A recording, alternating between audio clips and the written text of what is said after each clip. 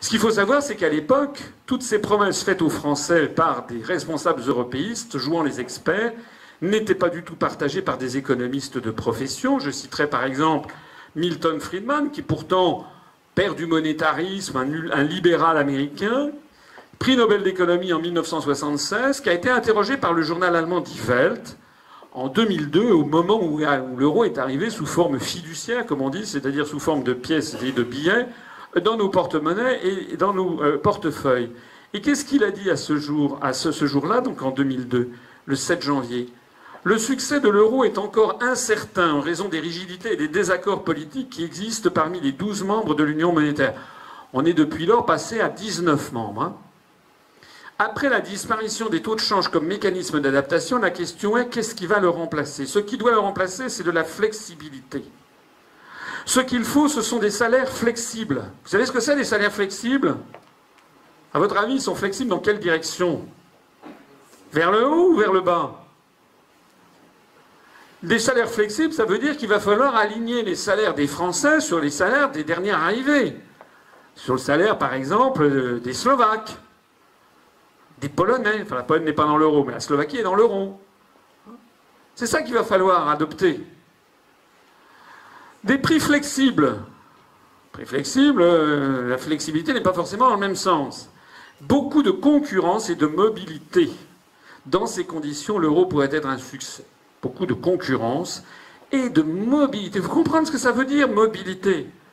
Ça veut dire que si vous n'avez pas de boulot en France, vous devez aller en chercher éventuellement en Slovaquie, en Pologne, etc. Et réciproquement.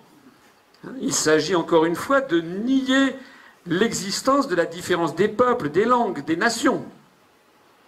Mais quand on observe le degré actuel d'inflexibilité parmi les 12 États membres de l'euro, hein, il parle en 2002, il est tout à fait pensable. Voilà ce que disait Milton Friedman en 2002.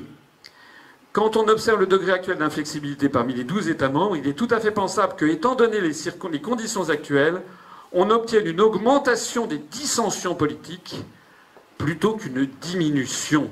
Mon analyse économique montre qu'il est très douteux que l'euro soit un grand succès. La Banque centrale européenne est responsable de 12 États et il est presque impossible de les satisfaire tous.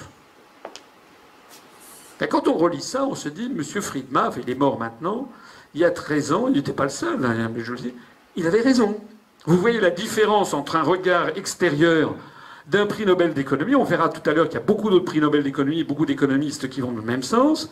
Il avait tout à fait raison, on assiste à une augmentation des dissensions politiques plutôt qu'à une diminution. On assiste au fait, ben oui, les Grecs n'ont pas envie par millions de quitter la Grèce pour aller trouver des emplois en Allemagne, où d'ailleurs il n'y a pas d'emploi en Allemagne, parce qu'il y a quand même un petit peu de chômage, et où d'ailleurs ils ne seraient certainement pas bien accueillis. Donc c'est ce qu'on appelle l'inflexibilité. Les Portugais, par exemple, vous savez qu'actuellement, au Portugal, chaque année, il y a à peu près 150 000 Portugais qui quittent le Portugal. C'est énorme pour un pays d'environ à peu près 10 millions d'habitants. La France est 6 fois plus peuplée que le Portugal. C'est comme si la France, chaque année, voyait 6 fois 150 000, c'est-à-dire 900 000 Français quitter la France. Et les Portugais qui vont chercher du travail, c'est pas comme en 1960, Linda de Souza, la valise en carton, arrivant à la gare de Lyon. Non, non. Maintenant, ce sont des gens de toutes les catégories sociales, mais aussi des jeunes diplômés, et ils ne vont pas en France, il n'y a pas d'emploi. Ils ne vont pas en Europe, il n'y a plus d'emploi. Ils vont où? Ils vont au Brésil, ils vont en Angola, pour y trouver des emplois. Il y a désormais plus d'immigrés portugais en Angola que d'immigrés angolais au Portugal. Est-ce que vous vous rendez compte de ce fascinant basculement auquel nous sommes en train d'assister? L'Angola, par exemple, est un pays où on découvre quantité d'hydrocarbures offshore, de matières premières, etc. Et bien désormais, l'Angola est en passe de devenir bientôt le pays plus riche que le Portugal. Le 7 mai 2013, 5 prix Nobel d'économie vivants ont estimé que l'euro est une erreur tragique et que l'Espagne doit en sortir. C'est là où on a des économistes sérieux qui interviennent. Au total, actuellement, ce sont 8 prix Nobel d'économie, vivants ou décédés, qui ont exprimé des doutes très forts contre l'euro et qui ont conseillé qu'il soit démantelé au plus vite. Maurice Allais, prix Nobel d'économie français, qui d'ailleurs n'a jamais été, il est mort maintenant il y a quelques années, de son vivant, n'a jamais été interrogé par quelque grand média national que ce soit. Quand même fort. C'était notre seul prix Nobel d'économie qui disait que l'euro ne pouvait pas marcher. Il n'a jamais été sur aucun plateau de télévision, ni de radio. On avait en revanche des experts comme M. Bayrou ou comme M. Attali. Milton Friedman, je vous en ai parlé tout à l'heure, de ce qu'il disait. Joseph Stiglitz, prix Nobel américain. Sir James Mirrlees, prix Nobel britannique d'économie. Thomas Sargent, prix Nobel d'économie américain. Christopher Pissarides, prix Nobel d'économie chypriote. Amartya Sen, prix Nobel d'économie indien. Paul Krugman, prix Nobel d'économie américain. Alors on en arrive à le dernier round de cette conférence, c'est que je ne convaincrai pas ceux qui ne veulent pas être convaincus. Puisque de toute façon, on parle du futur. On parle du futur, et donc on a affaire à quelque chose, un discours forcément idéologique.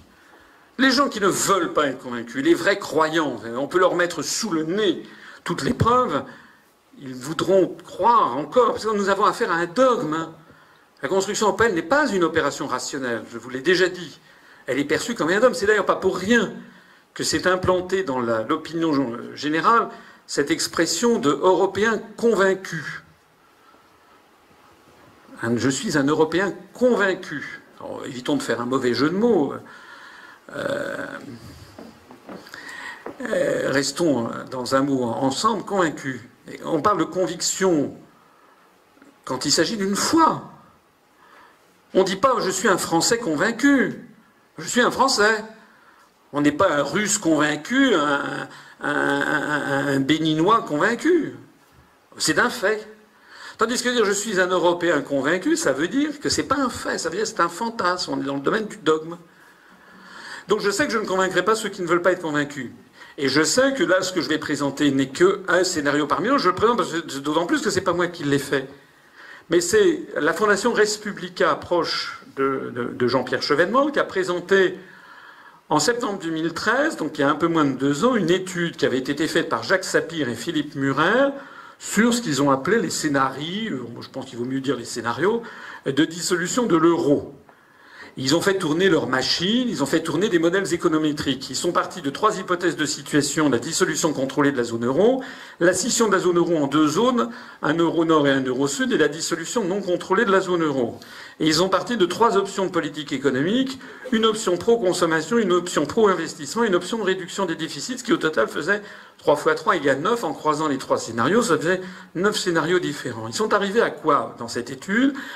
Au fait que la dissolution de la zone euro et le retour au franc, accompagné d'une forte dévaluation, pour revenir autour de 1 euro égale 1 dollar, ils sont arrivés exactement à la même conclusion que moi. Il faudrait qu'à peu près 1 euro égale 1 dollar, enfin 1 franc égale 1 dollar. Un franc, si on revenait à 1 franc égale 1 euro. Accompagné d'une forte dévaluation, laisserait les revenus et les dépenses réalisées sur le territoire absolument inchangés. Même avec des hypothèses pessimistes, l'inflation ne dépasserait pas 5% la première année, 4% la deuxième année, puis reviendrait à son niveau structurel. Un strict contrôle des mouvements de capitaux devrait être mis en place pour gérer la dévaluation, comme ça a été le cas à Chypre et comme on en parle actuellement pour la Grèce, donc en s'asseyant sur les clauses des traités, notamment l'article 63. Le poids de la dette publique diminuerait rapidement, c'est ce qu'on a constaté, vous l'avez vu, je vous le rappelais tout à l'heure avec la Suède, tandis que le déficit résiduel des dépenses publiques pourrait être parfaitement couvert par l'épargne nationale.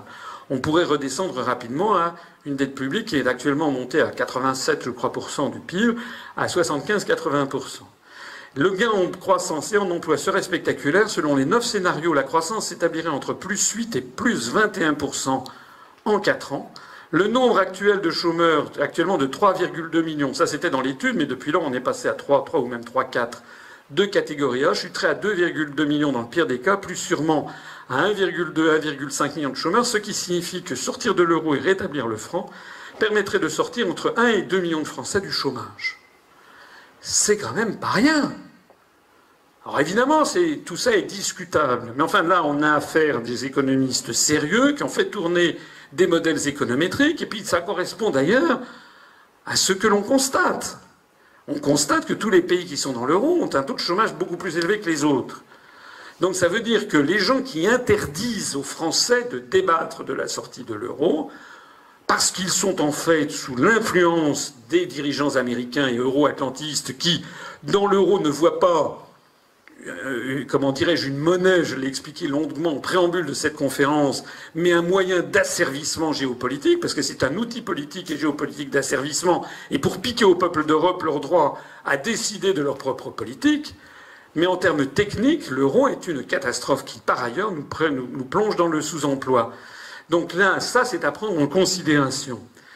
On continue cette étude parce que dans les résultats de cette enquête, à court terme, la valeur du patrimoine des ménages serait affectée en fonction de la composition du patrimoine, mais retrouverait sa valeur à moyen terme. D'après leurs calculs, et l'assurance vie, si vous avez des placements en assurance vie, les placements pourraient perdre de 3 à 5% la première année, 2% la deuxième année, mais ça se rétablirait au bout de 5 ans. Les placements immobiliers connaîtraient quant à eux une hausse. Les taux d'imposition générale de l'économie française pourraient baisser de 45% du PIB à 43%, voire 41%, ne serait-ce que du fait de la relance à laquelle on assisterait, pour le motif dont je vous parlais tout à l'heure, le type de relance keynésien. Une dissolution de la zone euro et une forte dévaluation du franc auraient donc des effets extrêmement bénéfiques pour l'industrie française, une augmentation très forte de la production et des exportations. Ben oui, si on déprécie brutalement, si on sort de l'euro et qu'on a un taux de change agressif, comme on dit, du franc nouveau par rapport au marché, alors on verra augmenter le prix des importations, alors notamment le prix du pétrole, ça c'est exact. Mais je rappelle que dans le prix de la pompe, de l'essence à la pompe, il y a à peu près 60% qui sont des taxes. Hein, donc on peut atténuer l'impact sur les importations. De toute façon, en économie, il n'y a aucune décision qui ne soit que positive ou que négative. Donc, bien entendu, les produits d'importation coûteraient plus cher, mais en revanche, on assisterait à une augmentation très forte de la production et des exportations, à une très forte hausse des investissements français et étrangers en France, et à un début de relocalisation d'industries en France, puisqu'encore une fois, la cherté de l'euro est un facteur aggravant le phénomène de délocalisation, sachant que même si le coût des salaires est très très bas dans d'autres pays du monde, ça n'est pas le coût du salaire et des charges sociales n'est pas le seul critère pris en compte par un chef d'entreprise. Si par ailleurs il a une main-d'œuvre extrêmement qualifiée en France, par rapport à une main-d'œuvre totalement non qualifiée au Bangladesh par exemple, il va hésiter à se délocaliser, parce que s'il a fait des fabrications à bas coût mais qui ont une qualité tout à fait inventable, ça n'est pas intéressant pour lui.